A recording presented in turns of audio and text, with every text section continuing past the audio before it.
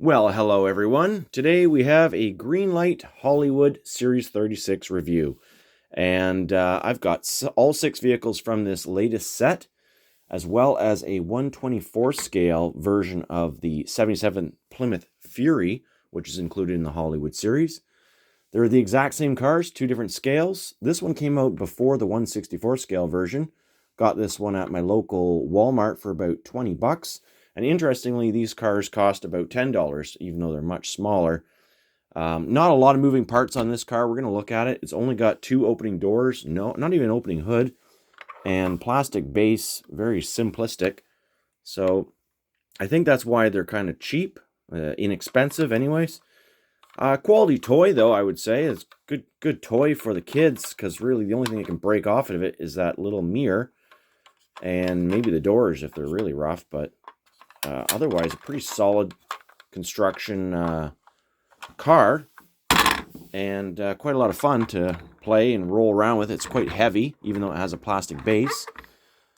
So that's going to bring us to the 164 scale version of this car that we're going to look at. And of course, Hollywood series, everything is from like a movie or a TV. Hunter, the show, Rick Hunter's 77 Plymouth Fury, came out back in the early 80s, I think. I remember watching a little bit of it, but I don't know enough about it to really go into any description of the show. It was a police drama, sort of kind of a comedy drama, I guess. Somewhat of a comedy, I don't know. Had some comic moments. I don't even remember who the actors and characters really were, but anyways, we're here to look at diecast, so not a big deal. This car should have an opening hood, I believe, unlike the big version of it. I can't get it open, though, so we're not going to bother. Looks like the car is intentionally weathered. It's got that kind of weathered fender, which I'm not really sure why it has that kind of mottled look to it.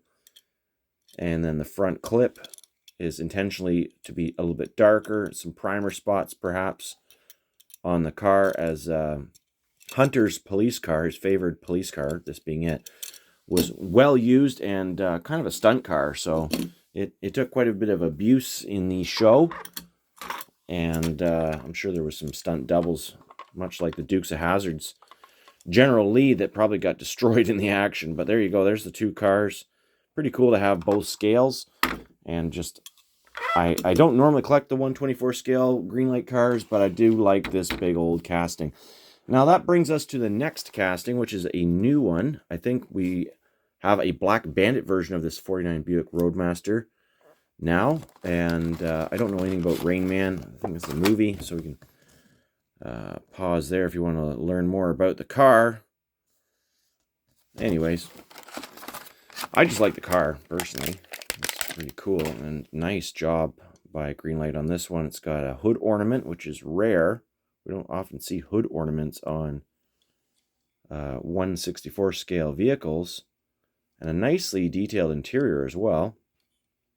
What big white wall tires. And we were supposed to be checking if these are rollers. So we've got rollers all around. And yeah, just a really nice rendition of this car. Love the grille, those big fenders and the bumpers. Lots of nice details. I didn't go for the Black Bandit version. It's just, I don't know. I've got too many cars now, and I'm just really trying to collect only the ones that really suit me. Another car from Rainman, 1983 Ford Limited Crown Victoria. We got some different information, perhaps. No, well, yeah, we do have some different information on this one. So you can pause there if you want to read about it. Like I said, I haven't watched the movie, so I have no idea any reference to it. And oh, look at the windows on this one. Dear Lord. Nice looking casting. Taillight's a little bit mixed up looking. I don't even know why they bother putting those little lenses in if they can't get them straight like that and they're all crooked. So we'll give it a little bit of a wipe and hope for the best on those windows with the little microfiber rag. Did it do anything? A little better. So fingerprint on the windshield, probably on the inside at manufacturing. The people press their thumbs and stuff all covered in glue into these cars. Interesting that Greenlight went with these glossed bases. They used to have just like unglazed metal bases, but they would always frost over and discolor rapidly once opened out of the package. So perhaps that's why. I don't really care. I mean, I don't think it's necessary. I don't mind a frosted base, but nice car. No opening parts on it. It's a good roller. It's got the little cherry on top. Station 19. Haven't watched that either. Don't know anything about it, but we got a cool 2018 Ford F-150 SuperCrew in there, and no information, just a cast of characters. Another fire drama-based television, I suppose. Nice looking truck. And we've got the crew house emblem on the door. Pretty cool. Keep losing the focus here. Apologies on that. Nice looking modern light bar up there. It's a little crooked, but not a big deal. Again, we've got some very filthy windows from the factory. Gonna do a little shine here and see if we can get them a little better. Yeah, that worked a little bit. Nice roller. So at least we got rollers. Gone in 60 seconds. Looks like I've opened up 2 of these. Do like my Jeep. So I've got a 95 Jeep Cherokee. Now, this movie I've seen, obviously, Gone 60 Seconds. It's a great movie. Actually, the original movie is awesome as well. So, Buck Your Car Hurt May Be Gone. A lot of wicked cool stunt chases and car chases and all that sort of thing. So, oh, another filthy windshield. Come on, Greenlight. Let's get this right. A little microfiber wash does no good because all the glue and hazing is on the inside, and there's nothing you can do about that because there's no open windows to jam a Q-tip through. So just, you know, problems with Greenlight. Typical.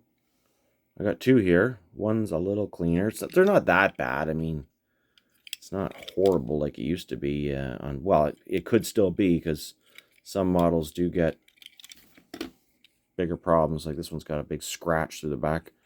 I just opened it up. That wasn't me that did it. So we do have 2 of these little Jeeps. I just kind of mixed up and bought 2 of them. So let's have a demolition derby. Boom! Okay, one more car. It's from the Mod Squad. I haven't watched this either. I think it's an older movie, perhaps, or a show. 67 Ford Mustang. No info on the back, just the silhouettes. I mean, if it has a car in it, it's probably okay. Check it out, maybe. But here we go. I like those blacked out hubcaps. I think this one has an opening hood. Oh my goodness, come on. Doesn't even open. It's all bent and crooked, doesn't open. I risk chipping the paint up at the binding edge here, so I'm not going to bother forcing it, but more, you know, Greenlight quality. Thrill Circus by Karnes, it says on the door. And, yeah. White walls are straight. That's good. It's a roller. Alright guys, that's the Greenlight review for today. Just a short video on Hollywood Series 36. I'm going to put those mostly in the junkyard and a few on my display shelves in the rest of the diecast museum. And I'm going to try and get through all of this Greenlight stuff I've hoarded over the summer.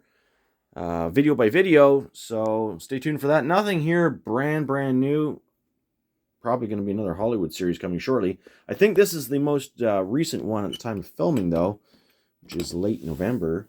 Certainly it's been out for a little while, and this car's been out for months, so nothing you shouldn't be able to pick up at your local department stores. Happy hunting!